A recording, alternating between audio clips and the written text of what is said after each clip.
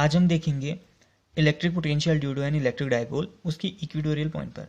जो last video मैंने दिया था उसमें हमने क्या देखा था, उसमें हमने देखा था कि एक इलेक्ट्रिक डायपोल के एक्सियल पॉइंट पर निकाला था हमने। तो व्हाट इज एक्सियल पॉइंट आपका, अगर ये कोई इलेक्ट्रिक डायपोल है तो एक्सियल का मतलब होता है ये इसकी एक्सिस है आपकी, ये लाइन है ना इसकी एक्सिस, इस लाइन में ये बना हुआ है।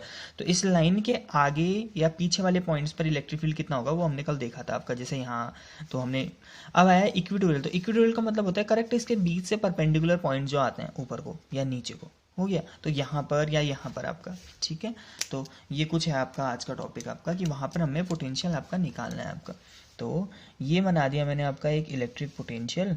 तो इसका पहला वाला चार्ज मान लेते हैं माइनस क्यू, दूसरा चार्ज प्लस क्यू, बीच की डिस्टेंस 2L और जो सेंटर है उसको क्या कह देता हूँ मैं आपका O। तो आधी डिस्टेंस कितनी हो जाएगी, L हो जाएगी, क्योंकि इलेक्ट्रिक डायपोल की पूरी डिस्टेंस हम 2L मानते हैं तो आधी आधी L हो जाती है। ठीक हो गया। मान लेते हैं हमको इधर पर पॉइंट निकालना है, ये इक्वेटोरियल पॉइंट है ना इसके ऊपर। तो मान लो आपको ये कोई पॉइंट P है, आपको यहाँ पर इलेक्ट्रिक फील्ड निकालना है, इलेक्ट्रिक पोटेंशियल आपको निकालना है। अब मैं क्या करता हूँ, यहाँ से O से P को क्या करता हूँ मैं मिला भी देता हूँ। तो मान लो जो ये डिस्टेंस है ये कितनी है आपकी R है, ये डिस्टेंस कितनी हो जाएगी आप सोच के बताओ। यहाँ से लेकर यहाँ तक इसका नाम A देता हूँ और यहाँ इसको मिला देता हूँ और इसका नाम B देता हूँ, ठीक है।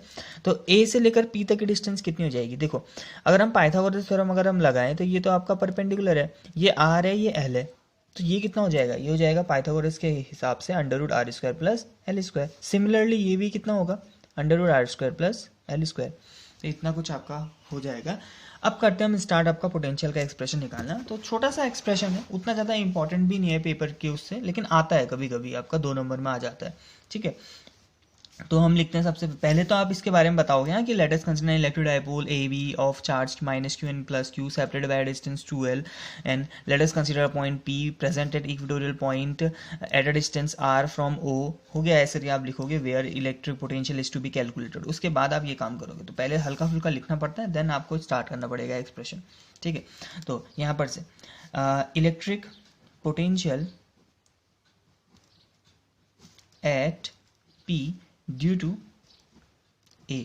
तो A की वजह से P पर पोटेंशियल, तो A की वजह से P पर पोटेंशियल, फॉर्मूला क्या था पोटेंशियल का याद होगा तो वो था 1/4 चार्ज बट्टे Q अपॉन R मतलब डिस्टेंस। तो ये कुछ आपका फॉर्मूला होता है 1/4 चार्ज बट्टे डिस्टेंस। तो V1 इज इक्वल टू पहले वाले चार्ज की वजह से वो जाएगा 1/4πε0। चार्ज कितना है A पर, जो चार्ज है वो कितना है, वो है -Q अपॉन डिस्टेंस कितनी है √r² प्लस L²। किस किस के बीच की डिस्टेंस, P और A के बीच की, P और A के बीच की डिस्टेंस, ओके। और मैंने कल भी बताया था आपका कि जब कभी भी आप स्केलर क्वांटिटीज से डील कर रहे होते हो आपका, तो वहाँ पर आपका जो साइन होता है आपका वो रखना पड़ता है आपको, ठीक है। वेक्टर क्वांटिटीज़ के टाइम में हम नहीं रखते हैं वेक्टर क्वांटिटीज़। जब हमने इलेक्ट्रिक फील्ड वाला एक्सप्रेशन किया था ना, वहाँ हमने माइनस नहीं रखा था, वहाँ पर हमने आगे लिखा था डायरेक्शन। तो वहाँ पर हम डायरेक्शन लिखते हैं वो, क्योंकि वहाँ पर नेगेटिव साइन क्या रिप्रेजेंट कर रहा होता है, डायरेक्शंस को दिखा रहा होता है। वाइल स्केलर क्वांटिटीज़ में ऐसा नहीं होता है, वहाँ पर वो जो नेगेटिव वैल्यू होती है आपका वो क्या होती है, उसकी वैल्यू होती है, उसका मैग्नीट्यूड होता है वो आपका, ठीक है। तो माइनस रखना पड़ता है आपको। अब ऐसे ही electric potential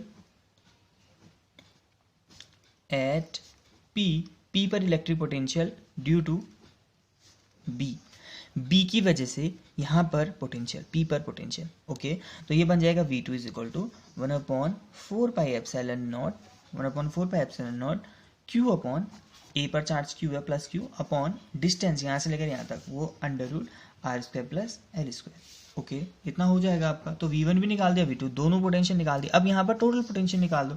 so total potential या फिर नेट पोटेंशियल भी कहते हैं हम, तो टोटल पोटेंशियल एट P। तो P पर टोटल पोटेंशियल कितना हो जाएगा, V इज इक्वल टू, सीधे जोड़ोगे V1 plus V2, scalar quantities हैं सीधे ही ऐड हो जाती हैं। तो यहाँ पर से हो जाएगा V1 की वैल्यू रखोगे तो 1/4πε minus Q upon √r² plus L² plus दूसरा वाला है V2 है आपका 1/4πε Q upon √r² plus L²। अगर मैं इसको अच्छे से, वैसे तो ये कटने वाला है लेकिन अब मैं अच्छे से लिखूँ तो ऐसा लिख सकता हूँ 1/4 माइनस साइन को आगे भेज दिया Q upon √r² plus L² plus 1/4πε0 Q upon √r² plus L², हो जाएगा इतना, कोई दिक्कत नहीं आपका। ये माइनस साइन बस मैंने क्या किया, आगे चले भेज दिया। अब देखो 1/4 यहाँ भी है, यहाँ पर भी सेम टर्म है, यहाँ पर माइनस है यहाँ पर प्लस है, तो ये दोनों क्या हो जाएंगे, एक दूसरे को कैंसिल कर देंगे, प्लस माइनस माइनस होता है आपका, तो ओवरऑल इलेक्ट्रिक पोटेंशियल कितना हो जाएगा, 0। तो ये आपको याद रखना है कि इक्विटोरियल पॉइंट पर जो इलेक्ट्रिक पोटेंशियल होता है वो कितना होता है आपका, 0 होता है, ये याद रखना है, ठीक है। तो ये आज का एक्सप्रेशन था। ये रहे आपके नोट्स। तो यहाँ से आपको स्टार्ट करना है एट इक्विटोरियल पॉइंट। वैसे तो पहले वाले एक्सप्रेशन के जैसे लिखना था होगा, एंड देन आपको ये करना है, आपका डायग्राम बनेगा आपका, ठीक है। एंड डायग्राम बनने के बाद आपका ये कुछ आपका एक्सप्रेशन, तो v इज इक्वल टू आपका 0 होगा आपका इक्विटोरियल पॉइंट पर। ओके, तो आज का काम इतना ही है।